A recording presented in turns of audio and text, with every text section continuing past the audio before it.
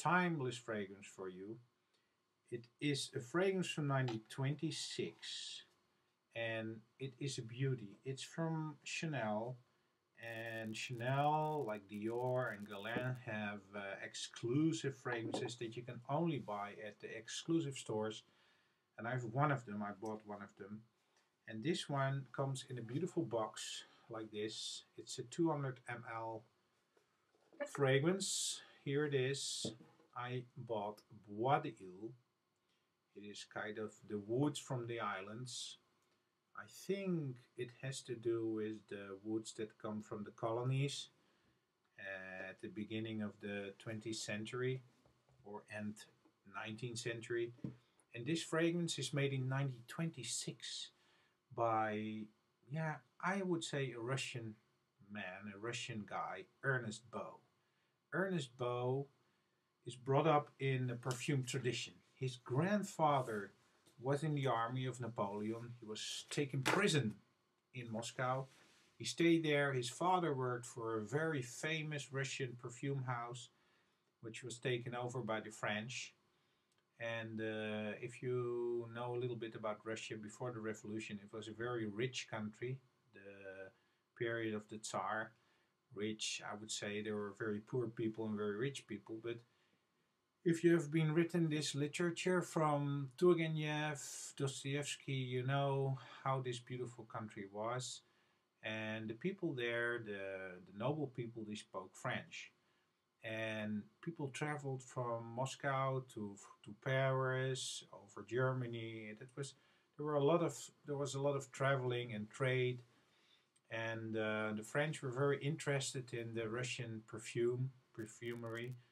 This company had around 700 products, about 1,500 people when it was taken over by the French. And the father of Ernest Beaux, he worked for the Russian Tsar. He made fragrances, and then Ernest Beaux, he made fragrances like his father, and his first fragrance was a fragrance called Napoleon, I think. And at some point, he went to Cannes, and he presented a fragrance that was based on a Russian fragrance. I think it was called Relais number 1. And from that fragrance he made Chanel number 5. He made Chanel number 5. He made Chanel number 22. He made Cure de Rus. He made Gardenia, and also he made this Bois de Iles. Ernest Beaux, I mean the famous Chanel 5 creator, actually is from Russia. And I think all the fragrances we wear from Chanel are Russian fragrances. They're originally this aldehydes, this aldehyde, this synthetic note that was put into fragrances and smells so rich, comes from this guy. And yeah, of course he was kind of French from tradition, but also Russian. So it's kind of a Russian-France combination, the Chanel fragrances. Bois de Iles. Well, what can I say? What kind of notes are in this fragrance? There are, of course, there's aldehydes, there's coriander, bergamot, neroli, peach, jasmine, rose, lily of the valley, sorry, iris, ylang-ylang, vetiver, sandalwood, which is the really strongest thing in this, beside the florals, and benzoin, vanilla, and musk. And this fragrance you cannot compare with anything else. Maybe if you like egoist and you want something better, that's the only thing I can compare it with. And in some way I also compare it with Dior, some Dior exclusives. You know, all this very beautiful exclusive from Dior, Chanel, and yeah, they are fragrances that stay close to the skin. They're traditional, beautiful fragrances, and this one is like that too.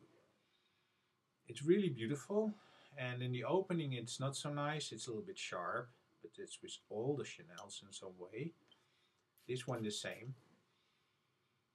But it is a fragrance that after the dry down it gets really woody, and in the middle it has some florals, and this beautiful sandalwood fragrance with this beautiful kind of flowers in the heart, a little bit light spices make it very beautiful. With a little bit creamy note in it, and yeah, some people think it's the most wonderful fragrance in the world.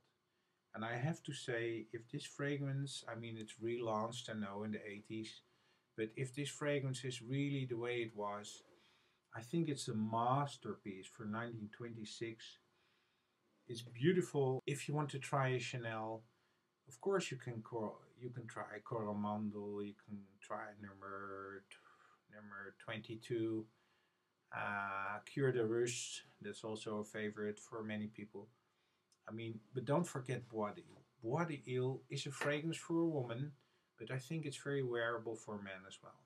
For me, it is a beautiful, rich, beautiful fragrance, and yeah, if you want to do something exceptional, if you want to buy something really strange in a way of timeless, beautiful perfume that's not outspoken, that stays close to you, but really has a really beautiful, rich tradition, then you could try this one.